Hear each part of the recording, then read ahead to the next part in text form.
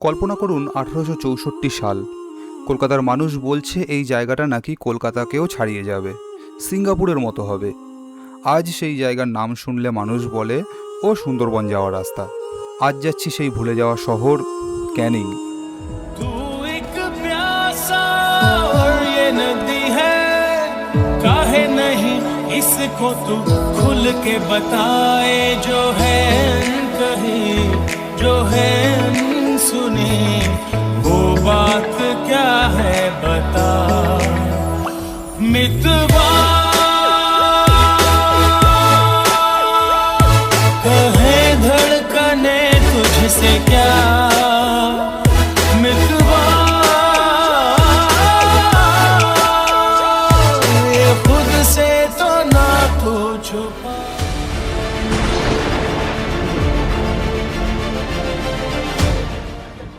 নমস্কার দর্শক বন্ধুরা, এক্সপ্লোর উইথ রাজু ইউটিউব চ্যানেলে জানাই আপনাকে আরও একবার স্বাগত।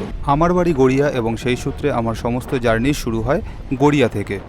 সকাল 8:26 ক্যানিং লোকাল ধরে আমি উঠে পড়ি গড়িয়া থেকে ট্রেনে। গড়িয়া থেকে ক্যানিং যাওয়ার পথে দ্বিতীয় স্টেশন সোনারপুর জংশন, আর এখান থেকেই ডিভাইড হয়ে যায় ক্যানিং যাওয়ার ট্রেন এবং নামখানা যাওয়ার ট্রেন। সোনারপুর স্টেশনের প্রত্যেকটা প্ল্যাটফর্মে আগের মতো আর দোকানের ভিড় নেই, বেশ ফাঁকা ফাঁকা লাগছে এখন। গড়িয়া থেকে ক্যানিংয়ের উদ্দেশ্যে যাওয়ার পথে আমরা পাস করব 10টা স্টেশন, তার মধ্যে একটা জংশন সোনারপুর ইতিমধ্যে আমরা পার করে ফেললাম। জংশন মানেই সেখান থেকে লাইন দুদিকে ভাগ হয়ে যায়, দুদিক অথবা একাধিক দিকে ভাগ হয়ে যায়।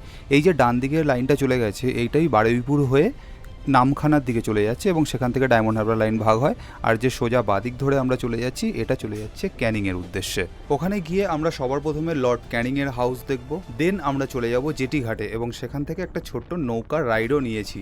তোমরা নিশ্চয়ই এনজয় করবে। আর যারা যারা এরকম ট্রেন ব্লগ দেখতে ভালোবাসো, অতি অবশ্যই তোমরা একটা লাইক কিন্তু করবে। আর চ্যানেলটাকে যদি সাবস্ক্রাইব না করে থাকো তাহলে তোমরা সাবস্ক্রাইব করবে প্লিজ। সোনারপুরের পরবর্তী স্টেশন বিদ্যাধরপুর, আর আমাদের গন্তব্যের তৃতীয় স্টেশন। আজকে আমি যেখানে যাচ্ছি, ভিডিওর প্রথমে বলেছিলাম যে ওই জায়গাটা একসময় কলকাতাকেও হার মানাবে বলে উঠে পড়ে লেগেছিল। এটা কিন্তু আমার নিজের কথা না, এটা বাস্তব সত্যি ইতিহাস, আর তার প্রমাণ আমি ওখানে গিয়ে আপনাদের সবাইকে দেব। এসে পৌঁছালাম চাম্পাহাটি।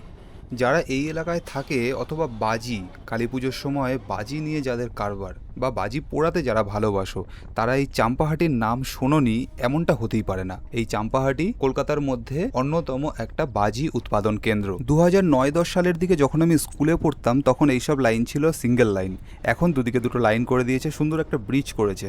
ঢুকছি আমরা স্টেশন পিয়ালি। পিয়ালির আগে এরকম একটা সুন্দর ব্রিজ রয়েছে যার উপর থেকে দুদিকের দুটো রেল লাইন চলাচল করে। তোমরা যারা ভিডিওটা দেখছো প্লিজ একটা লাইক করে দিও, আর তোমরা যারা ফেসবুক থেকে ভিডিওটা দেখছো তো এক্সপ্লোর উইথ রাজু ইউটিউব চ্যানেলে প্লিজ গিয়ে সাবস্ক্রাইব করে দিও। এটা তোমাদের জন্য তো কমপ্লিটলি ফ্রি, কিন্তু আমাকে অনেক মোটিভেট করে নতুন নতুন ভিডিও বানিয়ে দর্শক বন্ধুদের কাছে উপহার দেওয়ার জন্য। ট্রেনে চড়তে যারা ভালোবাসো, আর বিশেষ করে যারা এরকম পুরো কার্ভ ট্রেনে চড়তে ভালোবাসো, তারা এই লাইনে আসলে তোমরা ফিদা হয়ে যাবে, এটা কথা দিচ্ছি। কারণ এই লাইনে প্রচুর কার্ভ রয়েছে। এটা যাওয়ার সময় আমি যে পারে দাঁড়িয়েছি, এই পারের থেকে অপোজিট সাইডে গেলে আরও সুন্দর বোঝা যায়। এটা ফেরত আসার সময় আমি বুঝতে পেরেছিলাম। তো ফুটেজ আমি একটা মোবাইলেই তুলেছিলাম, তো সেটা এখানে লাগিয়ে দিচ্ছি, তোমরা দেখতে পারো। আমি ক্যামেরায় ওই ফুটেজটা ক্যাপচার করতে পারিনি, কারণ ফেরার সময় ক্যামেরাটা ব্যাগে ঢুকিয়ে দিয়েছিলাম। আর গৌরদাহা হল্ট পার করার পরে যে দৃশ্য আমি দেখলাম তা সত্যি অতুলনীয়। যারা প্রকৃতি দেখতে ভালোবাসে তারা এই দৃশ্য দেখলে মুগ্ধ না হয়ে থাকতে পারবে না। রেল লাইনের পাশে ঝিল আর তার ওপাশে বিস্তৃত ধান ক্ষেত। বর্ষাকালে এরকম ঝিরিঝিরি বৃষ্টির মধ্যে যারা প্রকৃতি দেখতে ভালোবাসে বাধ্য করবে তাদেরকে ডায়েরির পাতা ভরতে। এই স্টেশনটার নাম মাতলা।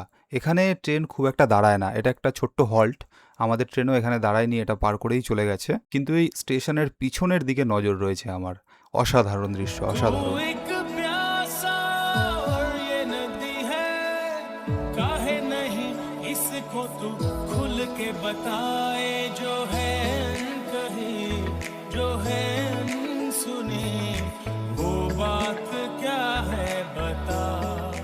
অবশেষে আমরা এসে পৌঁছালাম আমাদের আজকের গন্তব্যস্থল ক্যানিং স্টেশন। স্টেশন ক্যানিং ঢুকতেই এই যে বাম দিকে দেখতে পাচ্ছ অটোগুলো দাঁড়িয়ে রয়েছে, এইখান থেকেই কিন্তু সুন্দরবন যাত্রা স্টার্ট হয়। ঘড়িতে সময় তখন সকাল 9:45।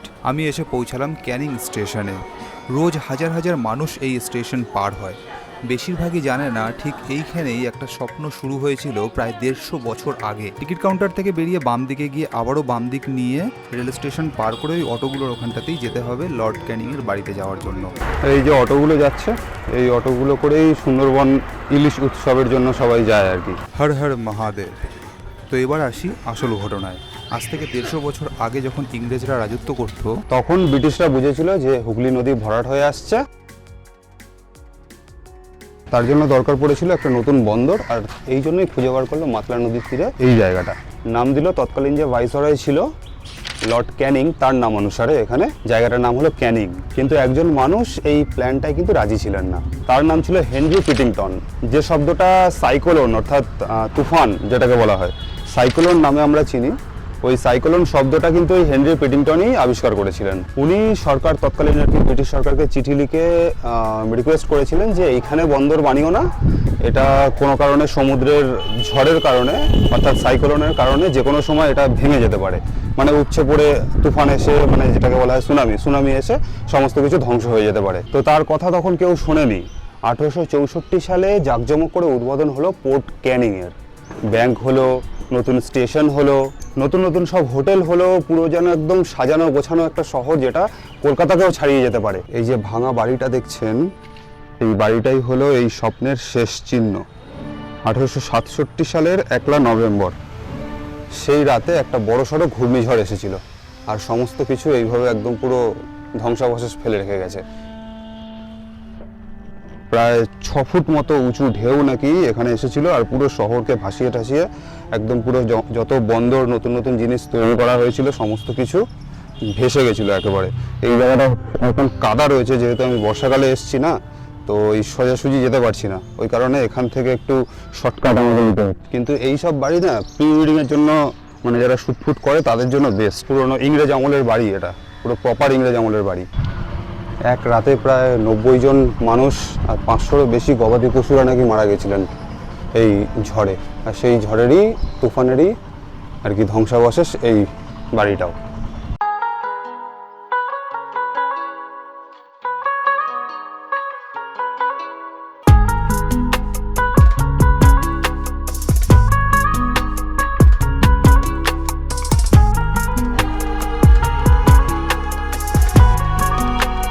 চলো ভেতরে যাওয়া যাক, দেখি কি আছে।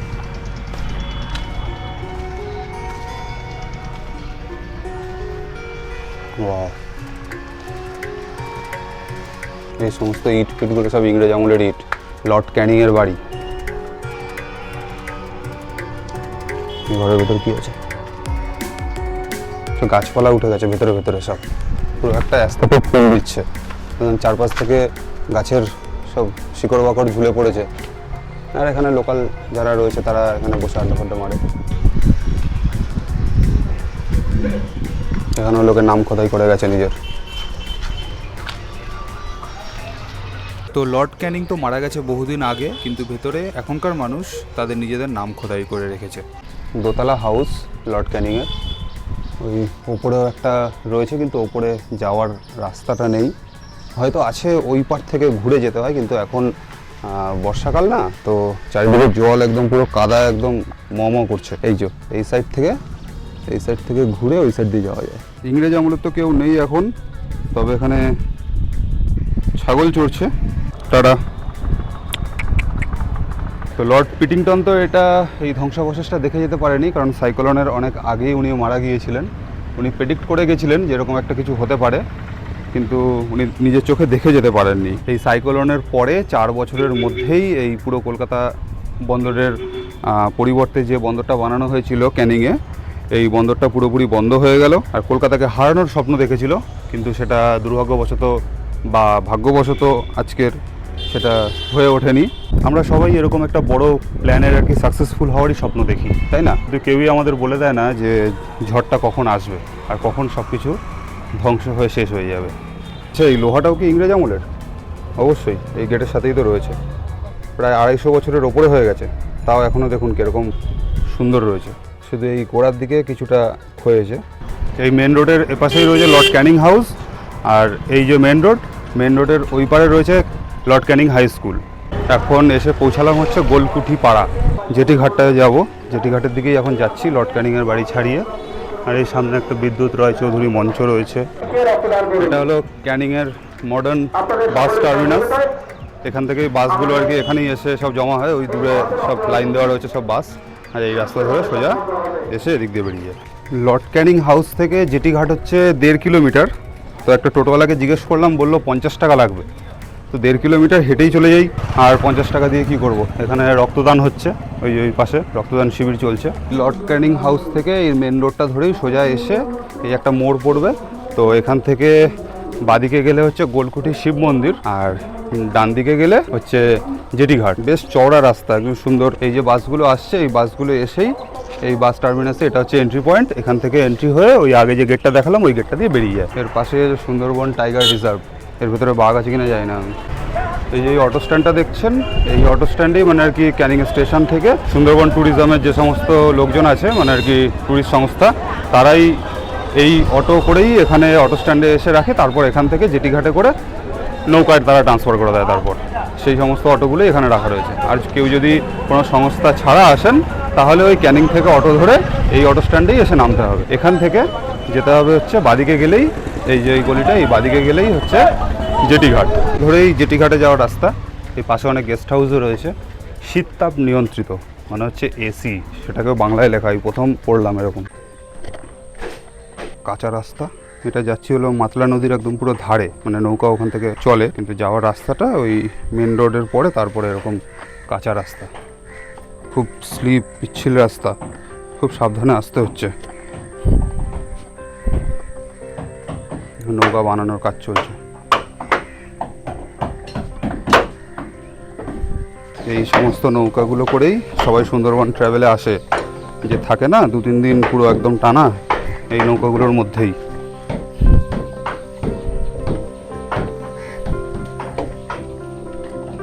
আর এই হলো আপনাদের সামনে মাতলা নদী।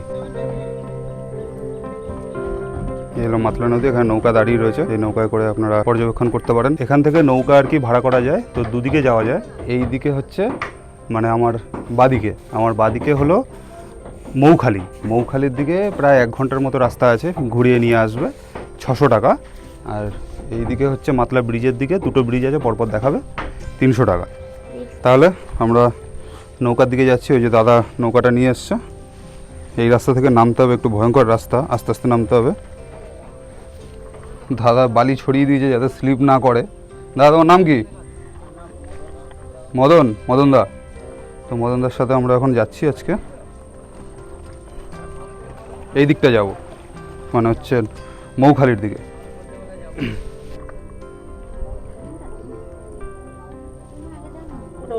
ওটা কিছু হবে না, চল ধরে রাখো। জয় বজরংবলী। জুতোটা খুলে দিই, কারণ জুতোতে কাদা বালি লেগে রয়েছে। ফালতু নৌকা নোংরা করে লাভ নেই। টোট চালু করে দিল।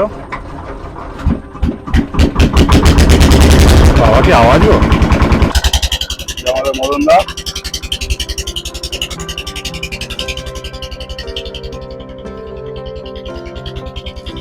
একটা মজার জিনিস বলি, এই মাতলা শব্দের বাংলা মানে জানেন?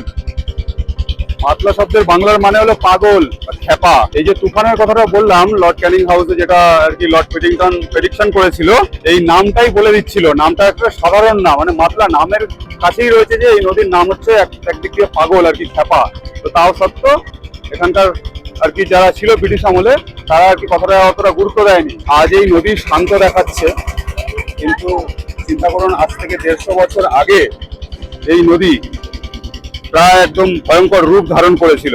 প্রকৃতি কারো স্বপ্নের খেয়াল রাখে না, সে তার নিজের গতিতেই চলে। তাই যত বড়ই স্বপ্ন আমরা দেখি না কেন, সুন্দরবনেরই একটা অংশ এটা, পুরো ওয়ার্ল্ডের আর কি বিগেস্ট ম্যানগ্রোভ জঙ্গল।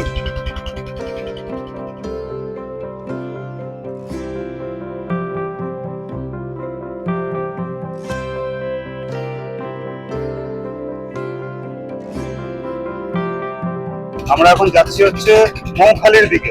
প্রকৃতির শান্ত হাওয়া সবকিছু মিলিয়ে মিশিয়ে দারুণ লাগছে। এগুলো সম্ভবত মাছের আর কি ট্রলার মাছ ধরে। নৌকাগুলোর মধ্যে সোলার সিস্টেম লাগানো, মানে আর কি লাইট ফাইট জ্বলে যাতে, তার জন্য লাইট, ছোট পাখা, ওর ভেতরে রান্না বান্নাও হয়, ওরা মাছ টাছ ধরে। আর আপনারা যারা সুন্দরবন পরবর্তীকালে প্ল্যান করছেন তাদেরও এই পথেই আসতে হবে, মানে এই দিকে না, ওই দিকে হচ্ছে সুন্দরবন। তাদেরও এরকমই নৌকা থাকে, মানে আমরা যে নৌকাটা এসেছি এই নৌকা রাতের জন্য না, এখানে লাইটের ব্যবস্থা নেই, এগুলো জাস্ট দিনের বেলায় করানোর জন্য।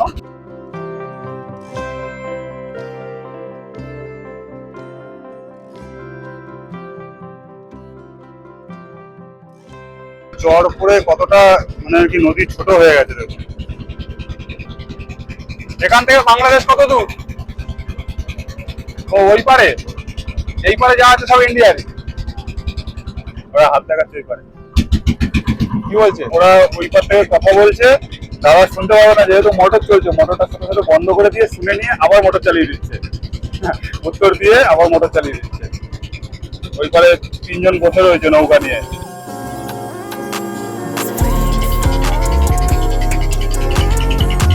এখান থেকেই ম্যানগ্রোভ অরণ্য শুরু হয়ে যাচ্ছে, মানে পোস্ট পাওয়া রয়েছে। সুন্দরী গড়ান গাছ তো আছেই, সবাই সুন্দরী গড়ান নামেই চেনে, কিন্তু গোটা আর কি ওয়ার্ল্ডে 140টার মতো ম্যানগ্রোভ অরণ্য রয়েছে, মানে ম্যানগ্রোভ বৃক্ষ আর কি।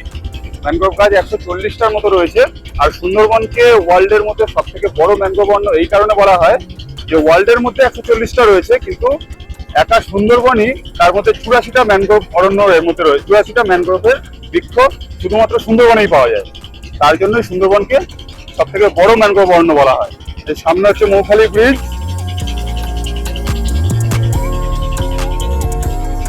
ভিডিওটা যারা এই পর্যন্ত দেখছেন একটা লাইক করবেন আর কমেন্ট করবেন অবশ্যই, এটা আমাকে মোটিভেশন দেয় আরো ভিডিও বানানোর জন্য। আমার চ্যানেলে এমনিতে ভিডিও কম, তো প্লিজ একটা লাইক করবেন আর চ্যানেলটাকে অতি অবশ্যই যদি সাবস্ক্রাইব না করে থাকেন তাহলে সাবস্ক্রাইব করবেন। এখান থেকে আমাদের ইউটার্ন নিয়ে নিচ্ছে এই মৌখালি ব্রিজ থেকে, মৌখালি ব্রিজ থেকে ইউটার্ন নিয়ে আবার আমরা যেখানটায় আর কি যেখান থেকে উঠেছিলাম ওইখান থেকেই যাবো, ওই দিকেই আবার চলে যাবো। এটা এরকম নড়ছে কেন? ওই যে আমাদের গন্তব্যস্থল, ওইখানটায় যাবো।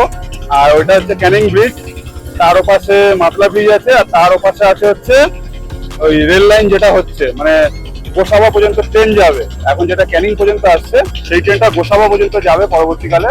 মাতলা নদী কেন নামকরণ করা হচ্ছে? কারণ হচ্ছে খ্যাপা নদী, যে যখন মানে আর কি জল বেশি থাকে তখন নাকি এই গাছপালা পুরো একদম ভরে যায়।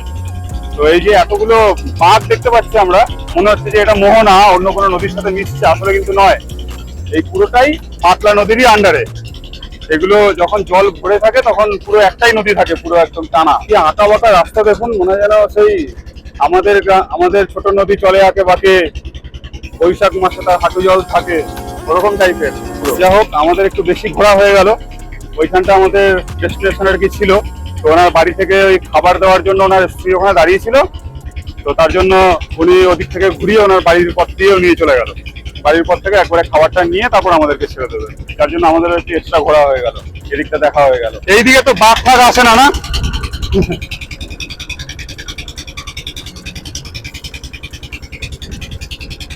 কুমিরও দেখা যায় না, কুমিরও দেখা যায় না।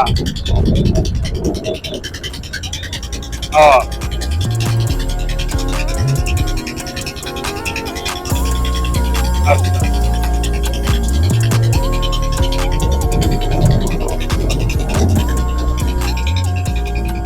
জায়গাগুলো অল্প ঠিক না, তাই কারণে বাঘ আসে না বললো মদনদা। বাচ্চারা সব খেলছে মাতলা নদীতে তীরে, একজন মাছও ধরছে। কিরে মাছ পেলি? পেয়েছিস? কি মাছ পেয়েছিস? পুঁটি? এই দেখুন, এই জায়গাটা দেখে না মোহনা মনে হচ্ছে, এই একটা নদী, ওই একটা নদী, ওই একটা নদী, কিন্তু আসলে কিন্তু এটা মোহনা না। ওই যেটা বললাম যে জল যখন বেড়ে যায়, মদনদা বললো এইসব গাছপালাগুলো পুরো ডুবে যায়, তখন ওই একটাই নদী হয়ে যায়। তো এই টোটালটাই মাতলা নদী। এখন যেহেতু জল কম রয়েছে সেই কারণে আর কি এরকম ভাগ ভাগ হয়ে গেছে। কয়েকজনের ভিডিও দেখি যে পুরো রাতে থাকে একদম পুরো বন্দোবস্ত, ওরকম আপনাদের নেই না? রাতের বন্দোবস্ত নেই, আমাদের সারাদিনে খাওয়া দাওয়া, রান্না বান্না। রান্নাবান্না করে এখানে কিরকম কি পড়ে? সারাদিনে ওই ডাবল অব্দি যাবো, হুম ওই 2,000 টাকা পড়বে। এবারে গ্যাস ওপেন, হুম হাঁড়ি যেগুলো লাগবে সেগুলো দিয়ে দেবো, আর গ্যাস আপনার ভরতে হবে, আর 100 টাকা ভাড়া দিতে হবে। 2,000 টাকা আর 100 টাকা। আর এবার গ্যাসটা আপনার যতটা লাগবে ভরতে হবে। আচ্ছা, তাও কিরকম লাগে? তা আপনাদের কেমন আইটেম হবে ও আচ্ছা আচ্ছা, আইটেম না বললে ইয়ে করা যাবে না। এমনি কোনো কজন আসবে এরকম কোনো ব্যাপার আছে নাকি? দাও। ওটা আসবে না, 4-5 জন 6 জন এসো, কোনো ব্যাপার নেই। 6 জন 7 জন আসবে এখানে, বুঝতে পারছো তো? হুম 6-7 জন হবে না? হ্যাঁ, 6-7 জন হয়ে যাবে। দাদার নাম্বারটা বলে দাও তাহলে, রেকর্ড করা থাক। 8918 60 7891। আচ্ছা, তো নাম্বারটা স্ক্রিনের নিচে লিখে দিলাম, যদি আমিও পরবর্তীকালে কোনো সময় আসি তাহলে রেকর্ড করা থাকবে। 6 থেকে 7 জন এই বোটে এনাফ স্পেস আছে। রান্না করার সমস্ত দায়িত্ব ওনাদের, শুধু আইটেমগুলো আপনাদেরকে বলতে হবে, তাহলে একটা গ্যাসের মিনিমাম খরচা বলে দিতে পারবে। সারাদিন মানে কতক্ষণ দিয়ে? সকাল থেকে সকাল থেকে 4টা-5টা। 4টে-5টা পর্যন্ত, তাই তো? ওই যে রান্না করার জিনিসপত্র নিয়ে উঠছে না ওরা, তা লোকজন আসছেও, আপনারা দেখতে পাচ্ছেন যে এরা রান্না করে নিয়ে এসছে। রান্না করে এবার বন্ধু বান্ধবরা একসাথে থাকবে।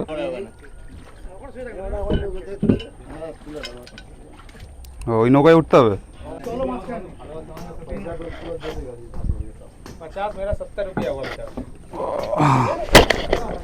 দাঁড়াও। মাতলা ব্রিজ। সারাদিন থাকলে এমনি মানে কি ওই পারে আর এই পারে এরকমই করায় নাকি, না অন্য? না, ধরো আপনি ওই ডাবুর দিকে চলে গেলেন, ডাবুতে এমনি মেশিন চালিয়ে গেলে 2 ঘন্টা লাগবে আচ্ছা যেতে। বাবা, তার মানে কত দূর যাবে না এবার হিসাব করুন। ওইখানে কি বাংলাদেশ ওখানে কাছে? না, বাংলাদেশ অনেকটা দূরে। ও, এখান থেকে বাংলাদেশ দেখার কোনো ইয়ে নেই না? এখান থেকে বাংলাদেশ 3.5 ঘন্টা রাস্তা। এই মেশিন চালিয়ে এখান থেকে বাংলাদেশ 10 ঘন্টা মেশিন চালিয়ে। আমি বাংলাদেশের বর্ডারের থেকে 2বার বোট কিনে নিয়ে এসেছি, বোট চালিয়ে। বাংলাদেশের বর্ডারে ঘুরতে গেছি অনেকবার, ওখানে আমার বন্ধু আছে। আগে ক্যানিং নদীতে মাছ ধরতো, ছোটোবেলার থেকে একসঙ্গে খুব বন্ধুত্ব। তারপরে এখন বাংলাদেশের ওদিকে তো আবার পতাকা লাগিয়ে দিতে হয় যাওয়ার আগে, মানে ওই বর্ডারের ওদিকে পতাকা ছাড়া যেতে দেবে না।